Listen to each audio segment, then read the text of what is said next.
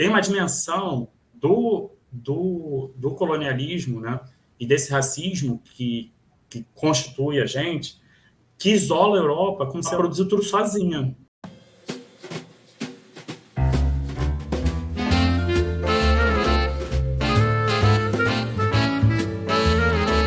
Olá, estamos começando mais um programa do projeto A História em 60 Minutos, né? Um projeto de extensão promovido pelo Departamento de História e com apoio do Programa de Pós-Graduação em História do SERES UFRN, e também com o apoio, né, a parceria com o Grupo de Trabalho de Teoria e História da Historiografia, da AMPU Brasil, e da Sociedade Brasileira de Teoria e História da Historiografia, a SBT-HH. Né? Os vídeos são disponibilizados todas as sextas-feiras, às 17 horas, nos canais do Programa de Pós-Graduação em História do SERES e do Departamento de História do SERES. E há também no YouTube, né? E há também uma versão dessas entrevistas em podcast que podem ser encontrados no Spotify, na conta lá de A História em 60 Minutos. Basta buscar, né, no Spotify a nossa conta, e lá também tem a versão podcast das entrevistas. Quem quiser conhecer um pouquinho mais sobre o projeto, basta também entrar no Instagram e procurar lá a nossa conta, nosso perfil, nosso IG lá, @60_história, e por lá são divulgadas todas as entrevistas, né, nossos convidados e convidadas, enfim, entre outros assuntos que envolvem o projeto. Estamos aqui no mês de novembro, né, mês da consciência negra, e estamos recebendo colegas que trabalham, discutem, refletem, se organizam também politicamente em torno das questões que envolvem a luta antirracista, a história da África, a historiografia da África, as leis que envolvem a questão de ensino de história ligados a essas questões. E é uma alegria muito grande para mim hoje aqui receber Marcos Vinícius de Oliveira, que é doutorando, né, em História no Programa de Pós-Graduação em História da Universidade Federal Fluminense, né, a UF, e também compõe o LABOI, né, o Laboratório de História Oral e Imagem, e também pertence à Rede Historiadores Negros. Tudo bem, Marcos? Muito bem-vindo. Muito obrigado, Evandro. Assim, é um prazer estar aqui contigo conversando e trocando esse papo hoje. Muito legal, para mim também. Também quero destacar que, além de doutorando em História, né, o Marcos atua há 7 anos na rede básica de ensino, né, atua como professor de História também, e, portanto, a contribuição, né, Marcos, sua aqui tem muito valor, muita importância para esse projeto, porque essa articulação, né, entre a pesquisa e o ensino, que é exatamente o que você vem fazendo, né, tá agora, nesse momento, pesquisando para a sua tese de doutorado e também atuando diretamente no ensino de História. Então, muito, muito obrigado mesmo por ter aceitado estar aqui nesse mês de novembro discutindo essas questões com a gente. Vou colocar a primeira questão, então, do nosso roteiro, assim, que pauta um pouco as discussões, tem pautado desde abril, quando o projeto começou, né, com uma pergunta ampla para você ficar à vontade para falar a partir do seu ponto de vista e da sua experiência. Século XXI, 2022, novembro no Brasil, pós segundo turno das eleições, enfim, nesse contexto todo, né, desse século, dessas décadas, desse ano, desse momento, o que é a história do teu ponto de vista? Então, assim, eu trouxe... Eu vou responder essa pergunta, assim, por dois pontos, né? Um primeiro, assim, é de que forma eu venho trabalhando a história escolar, assim, de que forma essa minha atuação escolar eu tento valorizar a importância da escola dentro do currículo, né? De que forma ela é fundamental, né? E aí é muito engraçado, porque eu trabalho geralmente assim com 6º e 7º ano. São anos bem iniciais e a gente tem esse momento de explicar para eles o que é história, né? E ao longo desses anos eu faço uma definição bem restrita, assim, bem sucinta, na qual que eu coloco que a história ela é uma ciência que estuda os seres humanos no tempo, né? Então, essa dimensão, primeiro, não é o homem, né? São os seres humanos, que eu acho importante a gente já colocar aí que tem uma questão de gênero que a gente tem que valorizar, tem uma questão de sexualidade, de outros tipos de viver esse tempo, de se relacionar, que a história dentro da escola ela precisa estar colocada. Pensando na história desse jeito, né, ela não vai ser apenas de forma que você olhe para o passado isolado, mas de que forma esse século XXI, dessa posição que nós estamos colocados no século XXI, nós observamos esse passado, né? De que forma nós nos colocamos a pensar determinados temas, né? Enfim, qual a importância da gente estar estudando feudalismo, né? Dentro da escola, sabe? De que forma a gente pode pensar esse conteúdo em diálogo com questões que estão tão colocadas, né? Para os estudantes no século XXI. E tem uma coisa também que é muito interessante, é que eu sempre falo que, assim, como que a gente estuda história para crianças onde tudo é muito efêmero, né? Tudo é um stories que dura 24 horas ou um vídeo de um TikToker, né? Então, é importante que a gente pense de que forma a história, para a minha geração, ela é uma coisa e para as gerações atuais ela pode ser completamente diferente, né? E aí, reunindo, né, um pouco esse estudo dos seres humanos no tempo, eu vou trazer de que forma eu penso a história também que eu venho trabalhando dentro da tese, né? E de que forma seria isso, assim?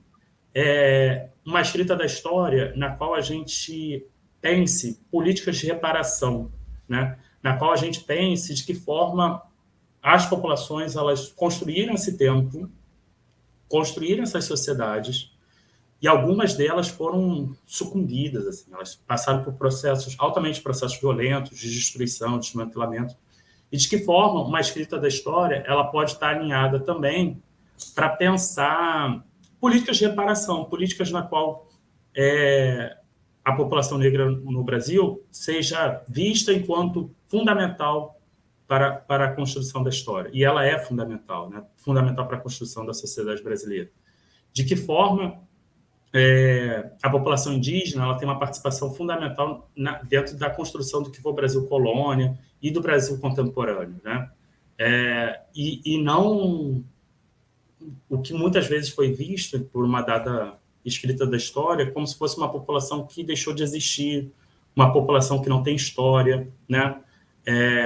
Tem algo que eu sempre falo para os meus alunos, que assim, você viveu, existiu, você está fazendo história. E é isso. Não é porque dentro da escolha que a gente coloca, né, dentro da seleção de um currículo escolar, determinado fato ele ganha uma dimensão mais ampla, todo mundo que não participou daquele fato não está colaborando, sabe? Você está vivo, você está construindo história, né? E aí, de que forma a gente pensa essas outras populações, né? Que é uma coisa importante que a gente precisa estar colocando, né? Essa história, então, sintaticamente, essa história do século XXI é uma história que pensa esses seres humanos nas suas diferentes modos de vida, né? Seja organizando, seja construindo a sociedade, seja colaborando com manifestações artísticas, seja dando vida para a economia, seja existindo. De que forma nós podemos pensar a existência humana e de que forma essa existência ela foi se alterando no tempo até chegar aonde estamos hoje. É um pouco para isso que eu penso o que é essa história no século XXI. Muito bom, muito bom. Achei bacana porque você trouxe dessa discussão em que eu acho fundamental de uma politização, né, da vida, e essa, aquela ideia de que se você tornar a vida um conceito político assim a serviço da história, ela seria supostamente aquela discussão do historicismo de seria menos ciência. A gente está num ponto em que a gente já venceu essa discussão ela tem aí 200 anos, a gente já tem resultados, e aí agora a pauta é essa, né? Como você disse, que é a questão da história indígena, das populações indígenas, a questão dos escravizados, da história da escravidão, da reparação que envolve tanto a história indígena quanto a história da África, a historiografia da África, as relações da África com o Brasil, recuperar essa história, né? Isso tem aparecido nas entrevistas desse mês de novembro, e essa associação entre história indígena e história da África, e as questões que envolvem uma reparação histórica que precisa ser colocada. E isso é a história viva, né? É a história acontecendo, uma história que tem um compromisso ético com o passado, com quem sofreu o passado, mas também com quem está vivo e existindo agora, né? Então, e é uma coisa também que, assim, eu acho que a sociedade brasileira, ela cada vez demanda mais isso, né? Cada vez mais você tem pessoas demandando de que forma nós chegamos aqui e de que forma nós podemos criar outros horizontes de expectativas, assim, outros horizontes, outros futuros possíveis, né? De que forma a gente pode fazer isso? E é interessante porque eu estava lendo um texto recentemente do Robesbal, assim, quando o Robesbal vai trabalhar a história vista de baixo, assim, um texto bem interessante que está naquele livro sobre a história dele. E aí ele vai, um dos pontos que ele levanta é o porquê o historiador ele está interessado em pensar os de baixo. Em que momento isso se colocou como fundamental? E ele coloca que é justamente no momento que os de baixo eles colocam em evidência que a história é feita por eles, né? De que forma as massas elas impactam na construção da história. E se a gente for pensar que muita das nossas conquistas, né, na nova república, elas estão justamente colocadas nesses movimentos sociais que estão construindo a redemocratização e de que forma esses movimentos sociais eles se estruturaram para pensar essa redemocratização, a gente olha e fala assim, realmente, assim, toda a renovação que a gente tem da historiografia dos anos 80 para cá está muito relacionado com o que a gente convencionou chamar de novo movimento negro, novo movimento indígena, novo movimento operário. Assim, você tem uma série de organizações de lutas populares que tensionaram a sociedade brasileira, e não só tensionaram a sociedade brasileira, também como tensionou a forma que a sociedade brasileira descreve a sua própria história, né? E aí eu acho que a história do século XXI ela é justamente isso, assim. Você tem um diálogo muito forte entre essa sociedade e como a gente escreve, né? Como que determinada história dos grandes fatos, ela não faz sentido nenhum, né? Ela não faz sentido nenhum. E como que a gente coloca essa história dentro desse espaço público, né? Participando desse espaço público, dentro dessas demandas populares, né? E eu acho que isso coloca a história ela em outro ponto, né? E ela exige do historiador uma criatividade muito grande também, né? Porque como que a gente vai lidar com a existência e a presença aonde documentos que retratam aquela existência, eles são frutos da própria violência que produziu, né? Muitos documentos sobre história indígena você tem produzidos pelo próprio Estado colonial, né? Então, assim, como que a gente lê essa presença ali, né? Como que a gente vê figuras indígenas através de relatos de viajantes, né? Então, assim, exige também uma certa criatividade de como você vê na entrelinha a existência humana. Exatamente, exatamente. Nesse mesmo sentido, assim, aproveitando essa discussão, né, que eu acho bem importante, até você falou em movimentos sociais, eu acho que as redes, a própria comunidade historiadora está representando um pouco isso. Acho que a Rede Historiadores Negros é um excelente exemplo disso, de uma organização dentro da própria comunidade, levantando essas pautas, né? Nós estamos vendo redes surgirem e se organizarem para que a historiografia represente a diversidade da sociedade e os problemas da sociedade, não, como você disse, essa historiografia pretensamente geral, oficial, que só serve, na verdade, para reafirmar valores do passado que muitos deles, felizmente, não são mais os nossos, né? Não deveriam ser, pelo menos. E então eu queria colocar para você, Marcos, a próxima pergunta sobre o papel da história e da historiografia da África, ou que se relaciona com a África, né? Na luta antirracista promovida por intelectuais negros como você, como outros colegas, né, que têm participado aqui do projeto, em relação também, é claro, com os movimentos sociais, assim, hoje em dia. Como é que você avalia a discussão sobre esses assuntos, né, na sala de aula e na pesquisa histórica em geral, assim? Então, acho que o primeiro ponto que a gente deve colocar é que a luta antirracista ela não pode estar restrita a determinado segmento. Então, assim, ela não pode estar restrita àqueles que trabalham com a história da África ou apenas com a presença negra. Assim. Não tem como, sabe? E é fundamental que ela seja assumida, né, em diferentes áreas. Porque você não tem como achar que as dinâmicas elas não existiram, as trocas elas não existiram. Tem uma coisa que vira e mexe eu tento retomar assim, com os meus alunos quando eu trabalho com o sexto ano. Assim. De que forma aquele mundo do Mediterrâneo, sabe? Os gregos, eles estão dialogando também com povos africanos, pensando que do outro lado do Mediterrâneo você tem o Egito, você tem Cartago. Você não tem só europeu, né? Não tem, assim. Tem uma dimensão do colonialismo, né?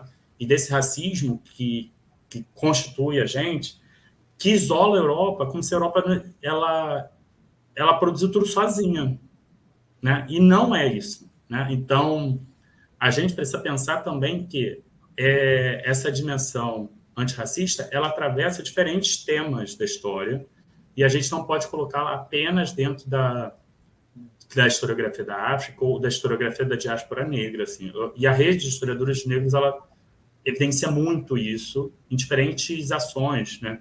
Quando demonstra que a participação negra, ela atravessa a construção do país.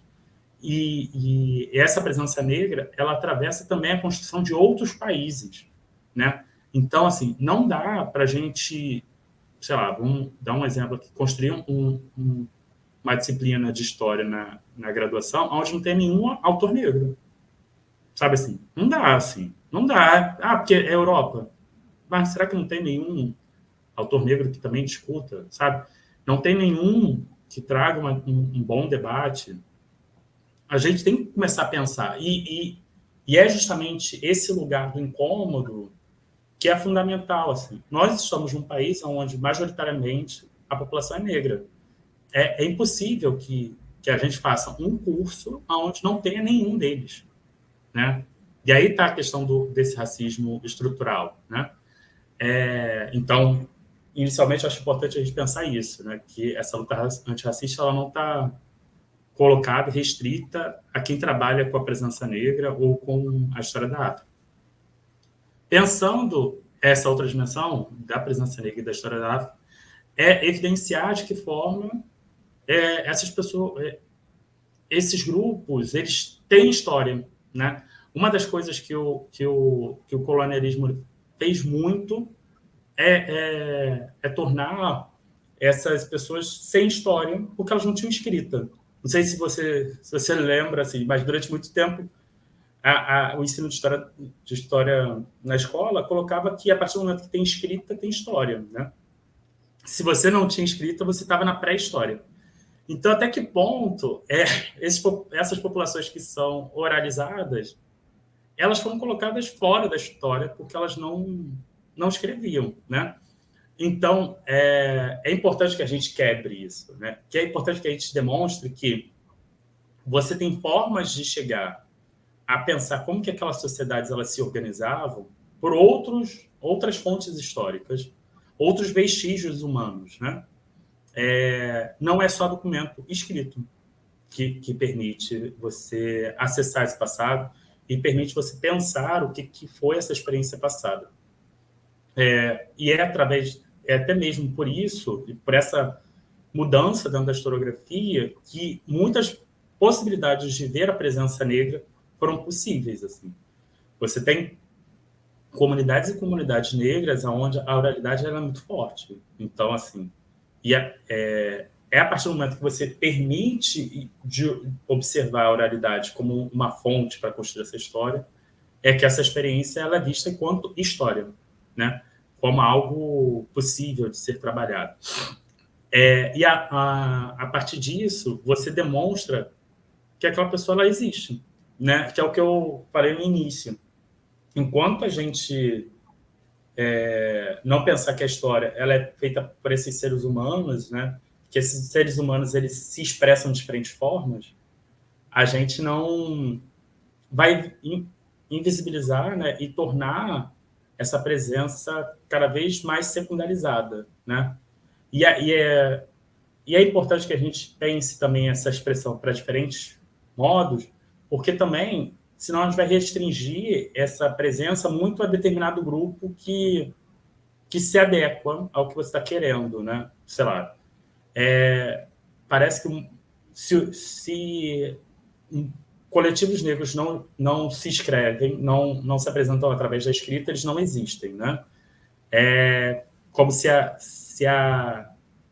esse ato de você sentar e contar histórias não tivesse nenhuma importância. E ela vai ter, porque ela organiza muito aquela comunidade, né? Ela organiza muito essa existência. E não somente essas histórias são escritas, né? Então, eu acho que essa dimensão historiográfica que pensa, né, a presença negra em diferentes lugares, ela também traz de que forma a gente pode acessar essa experiência de diferentes formas, né?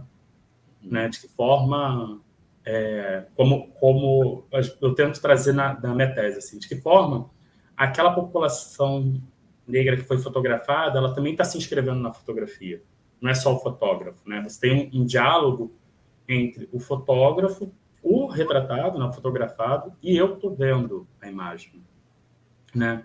E de que forma a gente tenta ter essa existência humana, né, dentro dessa brecha, né? De que forma um africano ele se colocou de frente para aquela imagem, né? De frente para aquela câmera fotográfica. Tem muitos diálogos antes de chegar aquele retrato. O fotógrafo não chegou lá e bateu a foto, né? Tem todo um conjunto que permite que aquela imagem seja colocada, seja feita, né? E aí, só para, assim, trazer um exemplo clássico, né? Nem clássico, mas um exemplo para ilustrar o que eu estou falando, uma das fotografias que eu venho trabalhando, ela é a fotografia do rei do Congo, Pedro V.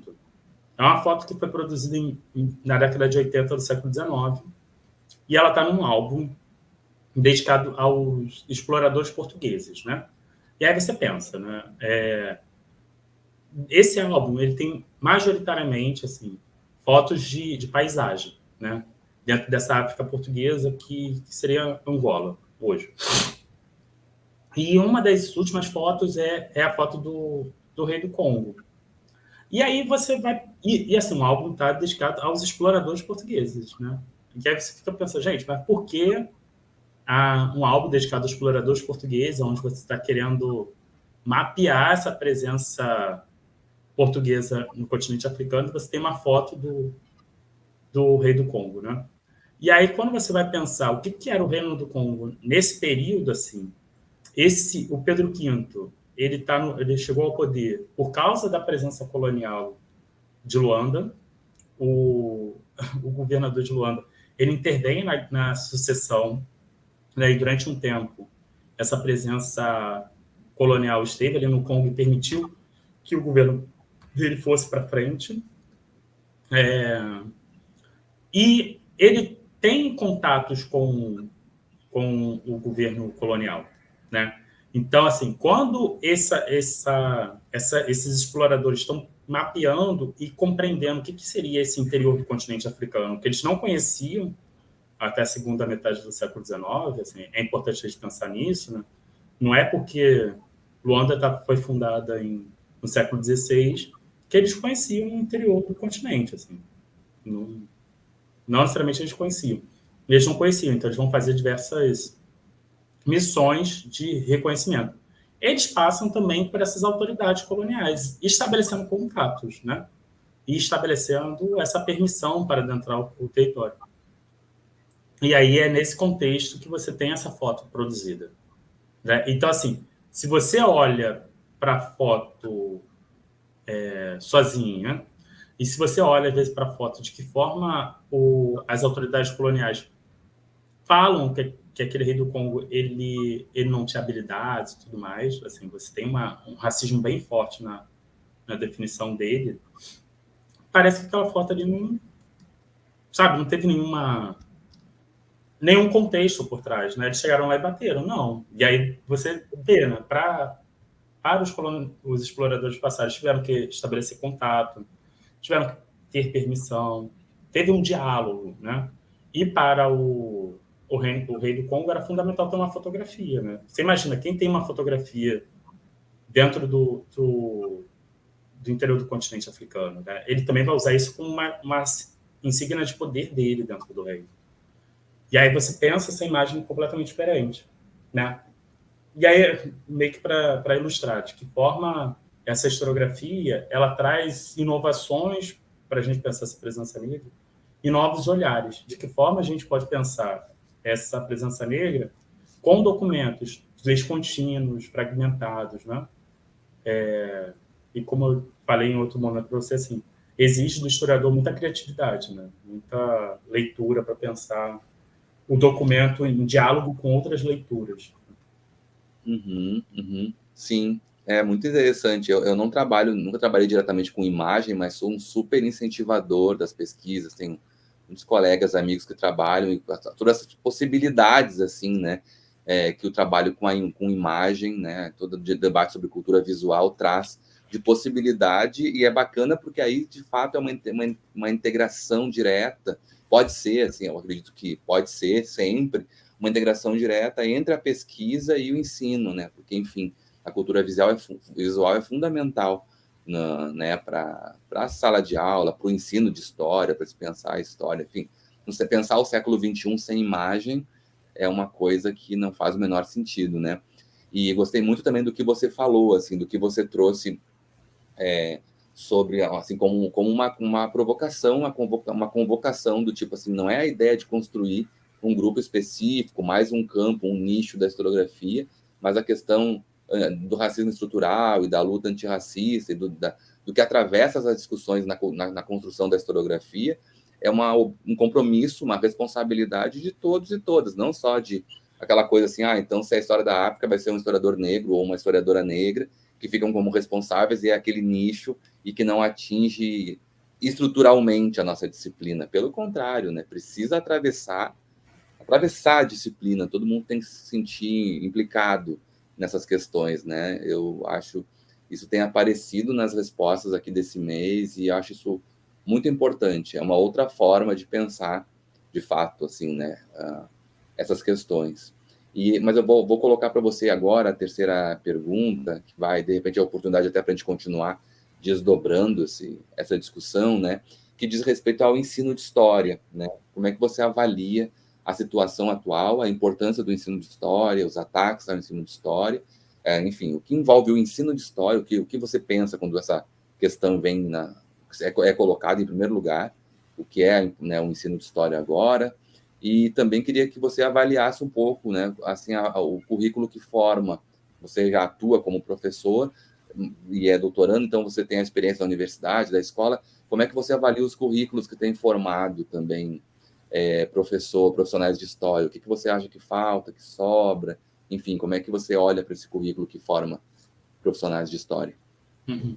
Então, voltando, assim, eu vou trazer um pouco a minha definição da importância do ensino de história na educação básica, né? Não falei com você anteriormente, acho que todo professor que está de história, ele precisa compreender o porquê a gente existe nesse currículo e não naturalizá-lo, porque a nossa presença ela não é dada ali, né? Nós estamos hoje, mas, sei lá, novos ventos vêm e a gente pode sair, como a reforma do ensino médio colocou, né? Assim, a história não está assegurado que vai ter história no ensino médio, né? Tanto que é uma luta do sindicato de professores, né, da educação, justamente a revogação do ensino médio e a defesa da nossa existência no ensino médio, né? E aí, para mim, o ensino de história ele é fundamental porque vai ser através do ensino de história que a gente pode construir leituras de mundo,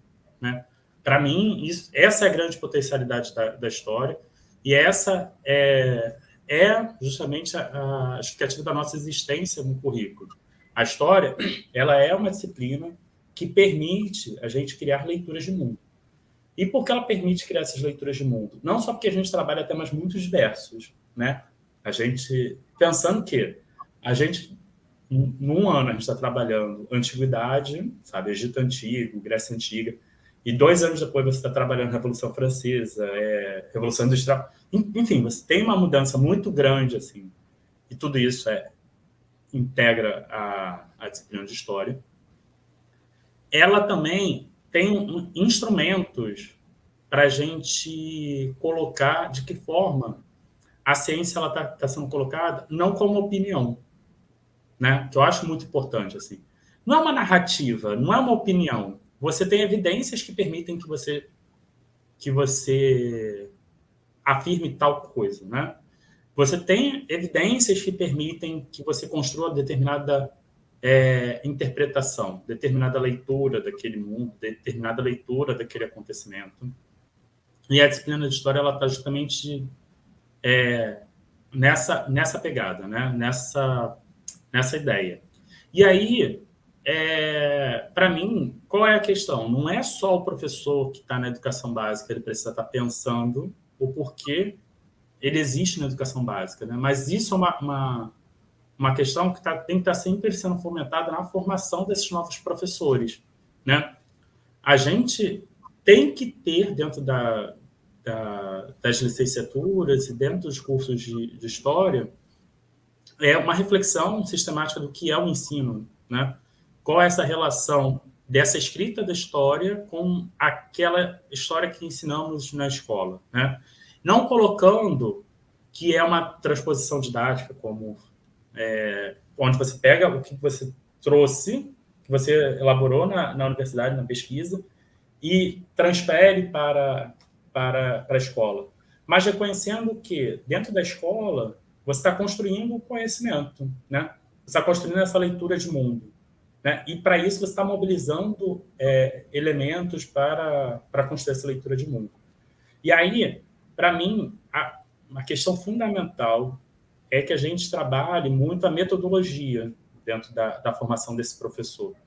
Porque, a partir do momento que a gente tem uma boa formação metodológica, esse professor ele vai conseguir pensar de que forma podemos trabalhar determinados casos, determinados acontecimentos, de que forma aquela turma, aquele grupo, ele demanda que se discuta algumas coisas, né?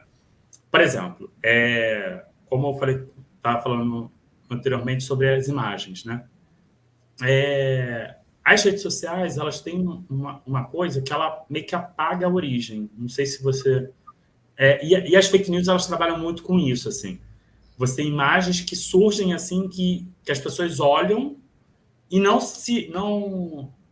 param para pensar quem produziu, em que contexto produziu, qual é a origem delas, se elas foram editadas, porque tem isso também, assim. Tem vídeos que chegam para a gente que são nitidamente editados e não necessariamente as pessoas colocam, né? E a disciplina de história, ela permite tornar esse estranhamento com aquilo que chega para você, né?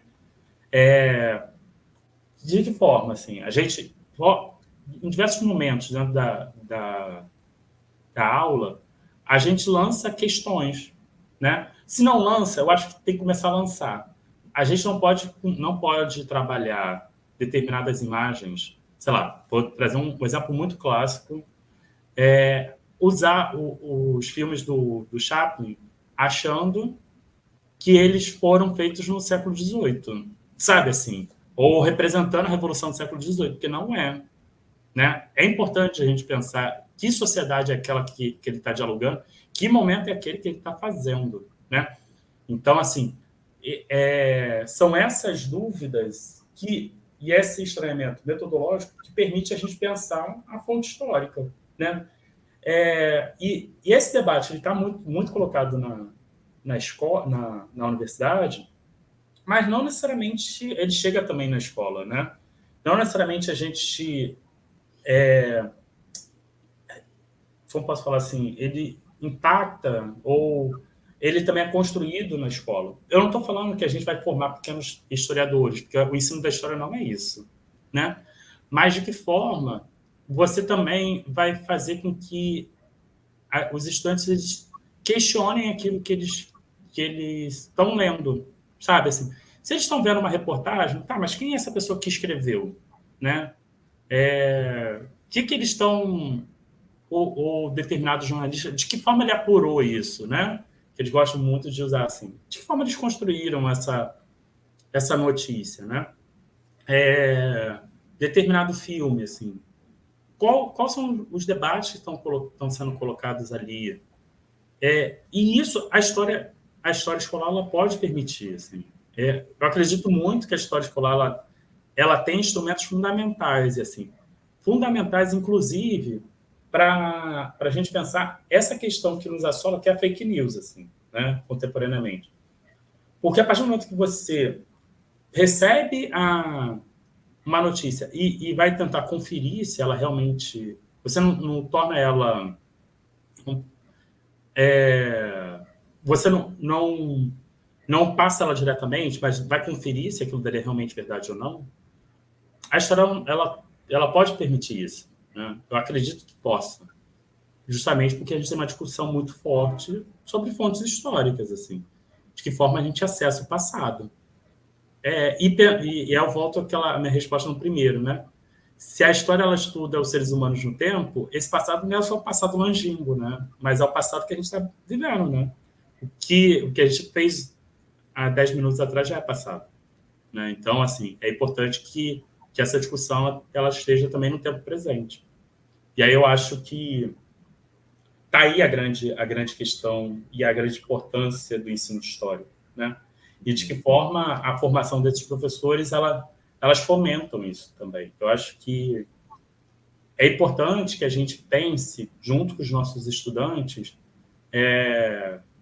em formação, professores em formação, assim, de que forma esse debate de fonte histórica também pode estar na sala de aula, né? De que forma instrumentos dessa história científica ele também pode ser trabalhado dentro da escola, né? De que forma a gente constrói essas leituras também de mundo dentro da escola e não torna o ensino de história como se fosse algo já fechado, formatado, né? Aonde a construção ativa do conhecimento ela tem que estar dentro da sala de aula também, né? Um pouco, em síntese, é isso que eu estou querendo trazer, né? Essa construção ativa do conhecimento ela não tem que estar só na universidade, né? Ela tem que estar também dentro do espaço escolar. E aí, pensando que essa construção ativa do conhecimento, de que forma aquela comunidade escolar ela demanda determinadas coisas, né? Tem determinados acontecimentos dessa comunidade escolar que podemos estar colocando, assim. Tem escolas que são fundamentais para determinadas comunidades escolares, porque todo mundo que mora ali perto passou por ela. Então, assim, você tem uma memória dentro daquele espaço muito grande, né? Muito grande. Então, assim, é importante que a gente pense essa escola ativa e não uma escola onde o conhecimento já chega formatado e você tem que engolir porque ele já foi formatado por alguém. Mas é convocar esses estudantes a construir junto contigo. E a metodologia, para mim, é fundamental, né? Porque é ela que demonstra que esse conhecimento ele é fragmentado, né? E de que forma a gente dá sentido a ele, né? De que forma a gente consegue torná-lo compreensível. Sim, sim, muito, muito bacana porque você está chamando o tempo todo na sua fala para um questionamento das práticas, né? Acho que quando você fala da questão de que o compromisso com as questões que envolvem a luta antirracista não deveria pertencer a um único grupo, é um questionamento das práticas do nosso coletivo, assim, como comunidade, né, de historiadores. Acho que quando você fala que a fonte audiovisual, o exemplo que você trouxe, precisa ser colocada no tempo, essa profundidade histórica que a gente tanto busca e às vezes não consegue na sala de aula parece chegar no aluno, tem a ver com, e ele se sentir participando disso, tem a ver com isso, tem a ver com, como você diz, os atravessamentos temporais que fazem parte da representação da Revolução Industrial num filme feito no século XX, mais de 100 anos depois e tal. Enfim, o que isso representa, então é questionar nossas práticas também em relação ao uso desse material, né? E também agora, como você disse, como é que a escola tem experiências que lhes são próprias e que precisam ser levadas em conta, porque senão não tem a menor possibilidade de haver, inclusive, esse diálogo necessário entre aquilo que chega da pesquisa no Brasil, majoritariamente na universidade, e o que acontece na sala de aula das escolas, né? Então, se eu entendi bem, você está caminhando por aí, um questionamento das práticas em todos os níveis, assim, tanto em quem está pesquisando, quanto em quem está preparando uma aula, ministrando uma aula, frequentando a comunidade escolar, qualquer comunidade escolar ou universitária, né? E, É exatamente isso, assim, que a gente repense sempre as nossas práticas, né? Eu acho que a partir do momento que a gente repensa nossas práticas, que permite que a nossa escrita da história, seja na escola, seja na universidade, seja em outros espaços não escolares, ele tem um diálogo melhor com a população, né? Que é aquilo que eu comentei anteriormente, assim. Se a gente pensa que a história ela é escrita no tempo presente, em diálogo com essas populações, a gente precisa também repensar nossas práticas, né? De que forma a gente se coloca dentro dessa sociedade também e está disposto a dialogar com essas pessoas e pensar junto, né, com essas pessoas. Uhum. E, bom, pensando então essa questão das práticas mesmo, aí vem um outro ponto que é a profissionalização. Aí qual é o teu ponto de vista, assim, né? Há pouco mais de 2 anos, a profissão de historiador, historiadora, foi reconhecido no Brasil. Existe, a profissão existe. Né, tem uma questão de décadas de discussão e de luta em torno disso, aconteceu num contexto inesperado desse atual governo que está afindando agora, mas de qualquer forma aconteceu. E qual é o teu ponto de vista, assim, o que essa dimensão mais institucional da profissão, do teu ponto de vista, ajuda, muda alguma coisa, pode mudar ou não, enfim, qual é a tua análise? Então, eu acho que muda. Sabe por quê? A partir do momento que o Estado reconhece a existência da gente, a gente pode demandar instituições que tenham um diálogo muito forte com a história, que historiadores estejam lá, né? Museu, arquivo, bibliotecas. Então, assim, você tem uma área de atuação do historiador que lhe foi negada, porque a história não era reconhecida enquanto uma profissão, né? E aí, às vezes, é um pouco... Sei, assim, eu lembro que quando eu era adolescente e quis fazer história, as pessoas lidavam com a história como se fosse hobby, sabe? Assim, você tem uma profissão e depois, quando você tiver o seu dinheiro, você faz enquanto hobby. Não é um hobby, né? Então, assim, a partir do momento que a gente tem esse reconhecimento institucional, a gente pode demandar empregos, assim, áreas de atuação, né?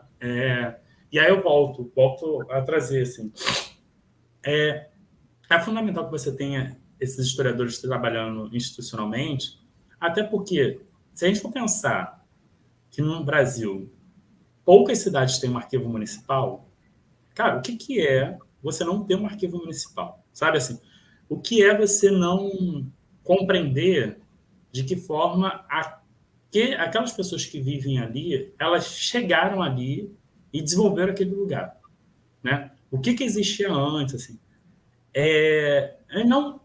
Não só antes, mas também, assim, a partir do momento que elas viveram ali, quais são esses vestígios que elas fizeram, para onde que aquilo foi, assim? A gente vai continuar destruindo, tratando isso como nada? A partir do momento que acontece esse reconhecimento, eu acho que a gente pode demandar, inclusive, essa construção dessas histórias, né? Que são fundamentais. Porque como eu disse anteriormente, se a gente está pensando uma história escolar onde tem um conhecimento ativo, esse professor que atua nesse lugar ele tem que ter um espaço de referência, né? Ele tem que ter um lugar que ele fala assim, eu posso ir ali, que ali vai ter determinados documentos que eu posso ter acesso, determinados profissionais que podem me ajudar, né? Você vai ter políticas de aquisição, isso é uma outra coisa que a gente tem muito problema, né, no Brasil, que são as políticas de aquisição de acervo. Você tem todo um debate que a regulamentação ela pode desencadear, e eu acredito que desencadeie, né, que é justamente de que forma a gente traz uma complexidade maior para a história do Brasil, vou restringir na história do Brasil, a partir dessa regulamentação, né? Porque, como eu disse anteriormente contigo, assim, é inegável e a Comissão Nacional da Verdade demonstrou isso. Assim. A ditadura ela se deu muito diferente no que é um espaço urbano para um espaço rural, né? Ela se deu muito diferente.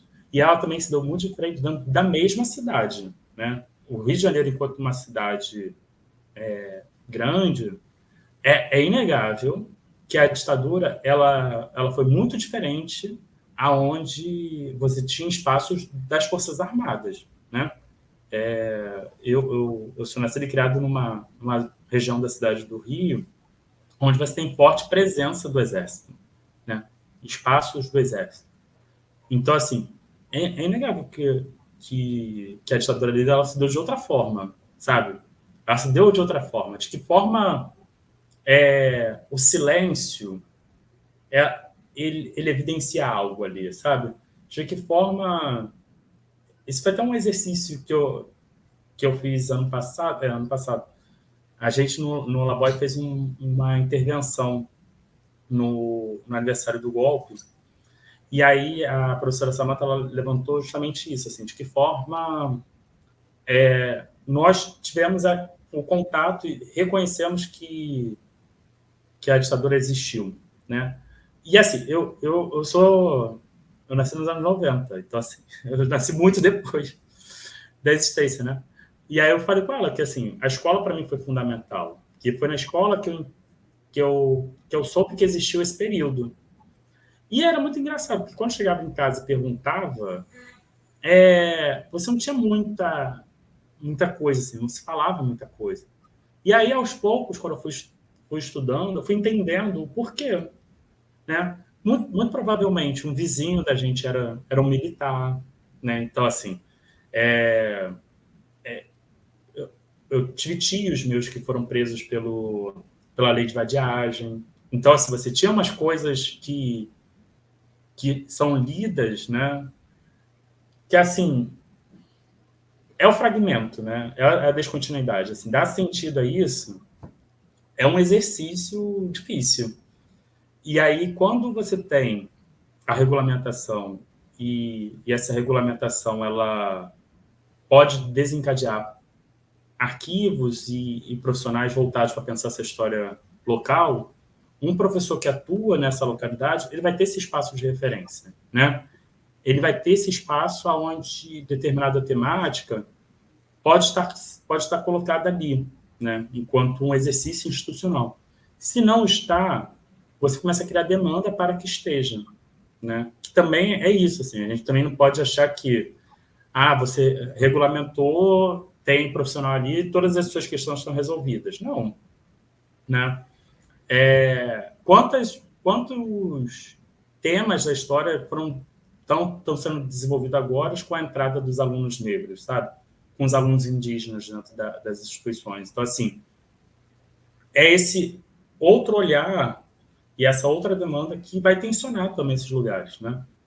E a profissionalização, ela pode ser um espaço fundamental, porque o Estado vai reconhecer que precisa ter isso em diferentes lugares, né? E a partir disso, que você tem em diferentes lugares, novas demandas vão surgindo, né? E novos meios para tentar responder também. Sim. Você traz dois aspectos bem interessantes na sua resposta. Assim, primeiro é a necessária politização dessa profissionalização, envolve uma questão política também, né, de representação e de reconhecimento da profissão, que é importante. E um outro aspecto mais curioso assim também que veio nessa resposta, que eu achei interessante, quando você disse que quando você pensou em fazer história lá atrás, na adolescência, a ideia era de que era um hobby, e essa ideia persiste, incrível, até hoje, porque a história tem esse caráter assim de ser algo que quem faz gosta muito, ou atrai pessoas que não são da área profissionalmente, mas gostam muito. Tem a ideia, é um pouco assim aquela discussão da história ciência ou arte, aquela inveja que todo mundo tem um pouco dos artistas, com a ideia de que olha só, o cara vive da arte, e é como se o artista não trabalhasse, aquilo não envolvesse um esforço de horas do dia dele. É a mesma ideia, como se a história fosse puro prazer, quando na verdade também é, felizmente, muito prazer, mas é também muito trabalho, né? Então, eu achei bem interessante o que você trouxe, porque isso aí atravessa o debate sobre a profissionalização. Reconhecer como profissão é reconhecer que aquilo ali é um trabalho, e envolve o mundo do trabalho, né? E nesse sentido, Marcos, assim, a próxima pergunta é sobre, bom, estamos no espaço público, então, somos profissionais, estamos no espaço público, como é que a gente lida com negacionismos? Qual é o nosso papel aí? Como é que pode ser? Negacionismo da ciência, negacionismos da história, negacionismos em geral, como é que você avalia isso? Assim, eu acho que ao longo da minha fala veio a todo momento essa questão, como você identificou, né, da prática, de como que a gente tem um método, como que a gente evidencia isso, e a gente desloca do que o que a gente está fazendo não é nossa opinião. Eu acho que isso é fundamental. Assim. Muitas vezes o negacionismo ele está pautado com uma certa... essa é a minha opinião. Como? Minha opinião. Não é. Sabe assim? Tem um estudo por trás, né? Tem um trabalho, como você mesmo retomou aqui, tem um trabalho ali, né? E aí eu acho que tem algo que é a história pública que é fundamental para isso, né? De que forma? A história pública, a história pública ela não é divulgação científica, já começa por aí. Pode ser, mas não é só, né? Tem um trabalho muito de diálogo com as populações, né? Com essa comunidade. E aí, a partir do momento que você tem esse diálogo e esses estudos dentro do espaço público, acho que você ganha força para combater o negacionismo, né? De que forma? Porque você vai demonstrar a sua construção científica do seu argumento, você vai evidenciar de que forma foi sendo construída aquela interpretação, ao mesmo tempo que essa interpretação ela vai sendo construída em diálogo com aquela população, né? Em diálogo com aquele acontecimento, em diálogo com aquele espaço. E é aquilo que eu comentei quando eu falei do ensino de história, né? Você não formatou fora, sabe? Você tá construindo junto com aquelas pessoas e essas leituras com aquelas pessoas, elas podem trazer dimensões novas, assim. Tem desdobramentos, né?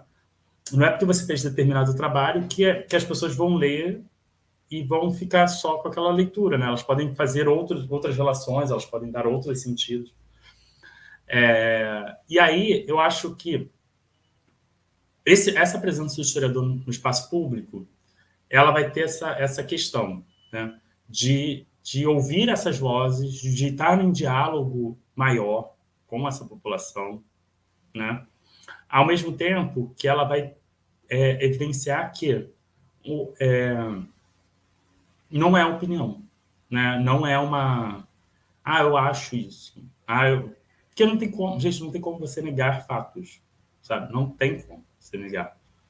É inegável que a Covid existiu. Existe, sabe assim? É inegável.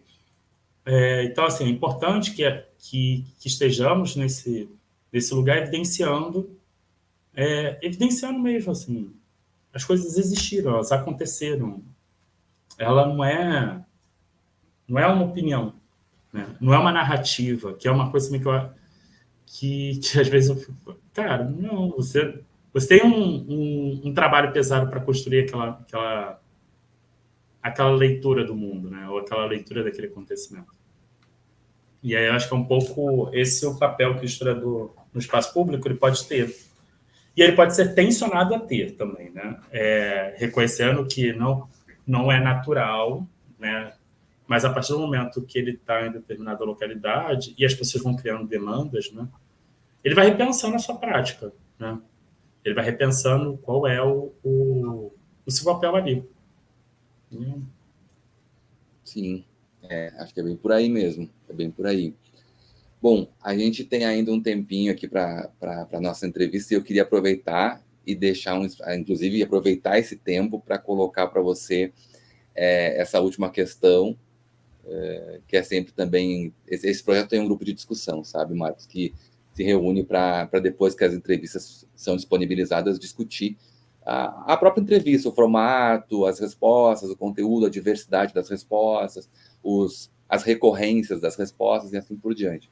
E essa última pergunta sempre chama muita atenção, porque é uma expectativa que sempre se tem para ouvir, porque ela tem um caráter livre, né, assim, para acontecer, assim, um caráter livre, no sentido assim de tentar buscar as experiências próprias de cada um e cada um e cada uma que está respondendo, né, as perguntas, né, no projeto. Então eu queria aproveitar esse tempo para ouvir você sobre como é que você observa, né, assim, como um professor, como cidadão, enfim, como pesquisador, como é que você observa hoje a história fazendo parte, se ela faz parte da vida das pessoas, dos seus alunos e alunas, dos seus amigos e amigas, da sua família, enfim, como é que você percebe a história? Acho que de alguma forma você até já sinalizou, já deu exemplos, assim, referindo à sua família, em outros momentos assim, da sua vida. Mas hoje, como é que você avalia assim, a história presente na vida, né, das pessoas? Para a gente que é da área, parece assim meio evidente, é claro que a história faz parte, mas se você puder falar um pouquinho sobre como é que você percebe isso, e também como é que você sente a história como um atravessamento da sua existência, né? Você falou muito também sobre isso, sobre a importância da história preservar as existências na sua pluralidade. Como é que você sente que a história assim atravessa, compõe, estrutura a sua existência, a sua vida? Sim. Então, eu acho que tem... De que forma... vou por parte, assim. De que forma as pessoas acham que a história atravessa a vida delas? Eu acho que isso perpassa de que forma a gente ensina a história. E por que eu falo isso? Porque, assim, a partir do momento que você acha que a história é só grandes fatos, grandes acontecimentos e tudo mais, as pessoas acham que a vida delas não é história, né? Então, assim, é um pouco isso que acontece, né? Elas acham que elas só estão fazendo ou participando da história quando elas fazem um grande fato que dá uma grande ressonância, né? Mas elas não veem de que forma o próprio cotidiano faz parte da história, né? Porque, como eu falei, assim, a ditadura tem um cotidiano da ditadura, né? Tem um cotidiano de construção daquele regime do questionamento daquele regime também, né? E de que forma a gente, quando está trabalhando isso em um espaço escolar, a gente não evidencia. E aí, como a gente não evidencia essa questão de como as pessoas elas estão construindo a história, a grande população não necessariamente acha que está construindo a história, né? E aí é interessante, porque, assim, como eu disse, a minha formação ela foi na história oral. Então, assim, ouvir as pessoas, compreender esses relatos dela, sempre foi muito natural para mim, né? Porque, enfim, estou no Laboia desde sempre. Então, assim, isso me fez ter uma visão de história aonde a presença das pessoas estava muito colocada, né? E eu acho que essa presença no Laboy está muito relacionada também de que forma a história oral ela veio para o Brasil, que é essa dimensão das lutas políticas por redemocratização, tudo mais. Então, assim, eu reconheço que essa minha noção de história voltada para a minha formação fez eu ter determinada visão de história. E aí, quando eu vou para a sala de aula, e eu vou, como eu disse para você, assim, eu estou muito ligado a essas primeiras séries que trabalham com a história, né? E aí eu vejo um pouco com esses alunos como que eles têm uma certa ideia do que é história. E aí essa certa ideia do que eles têm como história é que eu cada vez mais venho pensando assim, tem uma forma de ensinar história que a gente meio que apaga, não sei se é apaga, mas assim a gente pouco coloca que aquele acontecimento, que aquele fato, ele foi feito por pessoas, sabe? Que você existe, você está construindo a história, né? Então acaba que as pessoas elas não se reconhecem, né? elas acham que determinado acontecimento da vida delas não tem nenhuma ligação com essa história mais ampla, né? Que é algo, uma bobeira, e não é, sabe? Não é. A história ela é muito ampla, né?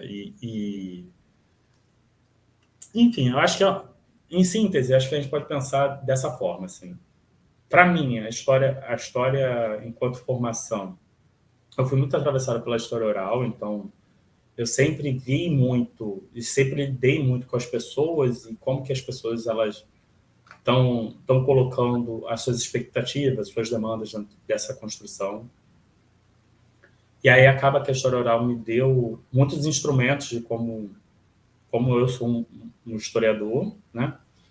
E quando eu vou para a sala de aula, que eu vou realizar esse diálogo com os meus alunos, desenvolver esse conhecimento escolar, né? Eu observo que as pessoas elas acabam achando que a história ela não é essa vida deles, que não tem nenhuma importância, que aqui não é nada, né? Porque poucas vezes nós evidenciamos que a história ela é feita por pessoas, né? Então, tem pessoas vivendo, você está fazendo história. E aí, acaba que, se você não fala isso para as pessoas no geral, elas acham que a história não tem nenhum impacto na vida social delas, mas tem. Né? E aí, é um pouco isso, assim, que eu acho que... Sim. Tchau.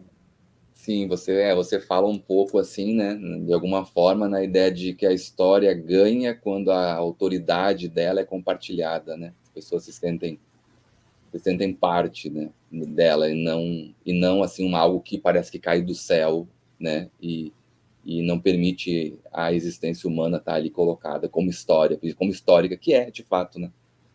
Exatamente. E eu acho que assim, quando a gente valoriza essa ideia compartilhada, eu acho que a gente assegura a nossa própria importância social, sabe? Importância pública, assim. Uhum. Porque temos, assim, a gente não pode achar que a história, ela, como eu falei, né, ela vai sempre existir enquanto disciplina, enquanto conteúdo dentro da universidade. A gente tem que estar sempre reatualizando, porque as pessoas vão questionar, né?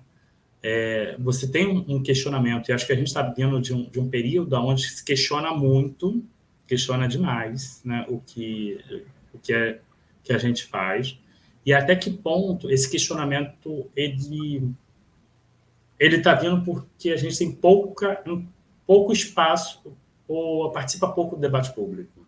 Até que ponto a gente só fala para os nossos, né, para os convertidos? Até que ponto a gente está se tensionando a se colocar ali e pensar uma história que esteja em diálogo com os acontecimentos, né? Com com as mudanças que a sociedade brasileira vem passando, né? Até porque a gente está num momento bem tenso, assim, bem intenso das mudanças da sociedade, né? Tem muitas coisas que, como eu disse, assim, a entrada dos alunos negros na universidade é uma mudança bastante significativa. Você tem muitos temas sendo desenvolvidos justamente pela entrada dessas pessoas ali. Você tem novos interesses sendo surgidos e até que ponto estamos dispostos a ouvir e a produzir algo em diálogo com essas demandas. E não ficar dentro desse debate ali dos grandes fatos, sabe? Isso aqui é história, isso aqui não é, sabe? Assim, isso aqui não tem nenhuma importância. Isso aqui não... Não. Gente, não tem como... Tem uma coisa que eu fico pensando, assim, daqui a algum tempo, a gente não vai poder ignorar o papel do TikToker, assim. Não, não vai. Porque é muito louco como que... Eu tenho uns alunos que ficam o dia todo aqui vendo, sabe? Vendo os videozinhos. E é interessante, assim, como que você se aprende, você reproduz, naqueles videozinhos, sabe, assim.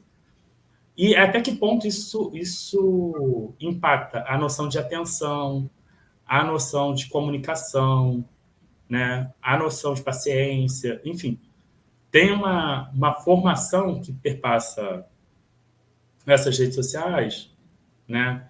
Onde os jovens eles são cada vez mais presentes, que a gente não vai poder se omitir, sabe? Assim, que a gente não vai poder ignorar a importância que ele tem, sabe? Então, acho que é um pouco nesse sentido. E reconhecer também que isso faz parte da história, né? Então, faz parte dessa vida em sociedade.